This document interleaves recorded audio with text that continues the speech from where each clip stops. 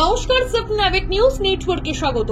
Barrackpore police কমিশনারেটে নগরপাল বদলের কয়েকদিনের মধ্যেই নৈহাটি খুনে এলো বড় সাফল্য।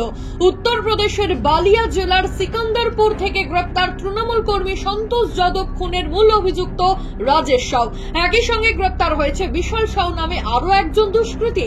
উল্লেখ্য, 31শে জানুয়ারি নৈহাটির গৌরীপুরে প্রকাশ্য দিবালোকে সন্তোষকে খুন করে দুষ্কৃতীরা। ঘটনা ঘটার পরের দিন ব্যারাকপুরের প্রশাসনিক স্তরে রদবদলের পর নৈহাটি খুন কাণ্ডের তদন্তভার হাতে নেন নগরপাল অজয় কুমার ঠাকুর। বিশেষ তদন্তকারী দলের সদস্যদের 4টি দলে ভাগ করা হয় আর 2টি দলকে পাঠানো হয় অন্য রাজ্যে।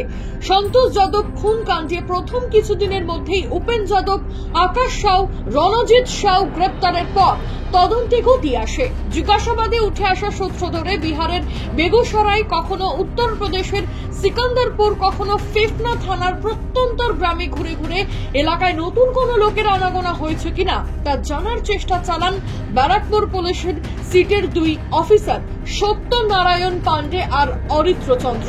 পুলিশের পরিচয় গোপন রেখে তাদের অভিযানের 9 দিনের মাথায় এলো সাফল্য। গত 2-3 দিন ধরে এখানে 2 জন লোক গরুর দেখাশোনার জন্য কাজে নিযুক্ত হয়েছে। তারা বাংলার বাসিন্দা। এ তথ্য মিলতেই ফেফনা থানার পুলিশের সহযোগিতায় প্রত্যন্তর গ্রামের একটি খাটালে অভিযান চালিয়ে ঘুমের ঘরে থাকা রাজেশ আর বিশালকে গ্রেপ্তার করতে সক্ষম হলো পুলিশ। প্রথমত ধৃতদের বালিয়া জেলার চিফ জুডিশিয়াল ম্যাজিস্ট্রেটের আদালতে তোলা হলে বিচারক 4 দিনের ট্রানজিট রিমান্ড মঞ্জুর করে। কলকাতায় নিয়ে আসার পর এদিন ধৃতদের ব্যারাকপুর আদালতে তোলা হয়।